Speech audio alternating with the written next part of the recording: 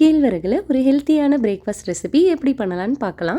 2 cup அளவுக்கு கேழ்வரகு எடுத்துட்டு நல்லா வாஷ் பண்ணிவிட்டு முழுகிற அளவுக்கு தண்ணி சேர்த்து வச்சிடலாம். 1 கப் அளவுக்கு மாப்பிள்ளை சம்பா அரிசி எடுத்து 2-3 தடவை வாஷ் பண்ணி தனித்தனியாக ஊற வச்சிடலாங்க. ஒரு 6லேருந்து 8 மணி நேரம் நல்லா ஊறினதும் மாப்பிள்ளை சம்பா அரிசியோட தண்ணியை இந்த மாதிரி வடிய வச்சுருங்க. கேழ்வரகு ஊற வச்சுருக்கோம் இல்லையா, அதோட தண்ணியை வடிச்சிட்டு பெரிய மிக்சி ஜாரில் சேர்த்து கொஞ்சம் கொஞ்சமாக தண்ணி சேர்த்து நல்லா க்ரீமியான பேஸ்ட்டாக அரைச்சி கொண்டு வந்துடலாம். இப்போ நம்ம ஊற வச்சு காய வச்சிருக்கிற மாப்பிள்ளை சம்பா அரிசியை சின்ன மிக்சி ஜாரில் சேர்த்து சுத்தமாக தண்ணி இல்லாமல் நல்லா அரிசி மாவு மாதிரி பொடிச்சு கொண்டு வந்துடலாங்க.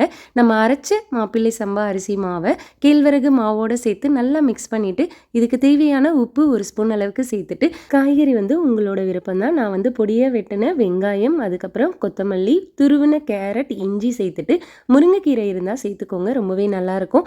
எனக்கு இங்கே கனடாவில் முருங்கைக்கீரையெல்லாம் கிடைக்கல, அதனால ஸ்பினச் சேர்த்துட்டு மாவை நல்லா மிக்ஸ் பண்ணிவிட்டு இந்த மாதிரி கல் சூடானதுக்கப்புறம் 2 சைடும் வேக வச்சு எடுத்திங்கன்னா ரொம்பவே டேஸ்டியான ஹெல்த்தியான கேழ்வரகு மாப்பிள்ளை சம்பா அடை ரெடிங்க. டீட்டெயில் வீடியோ நம்ம சேனலில் இருக்குது.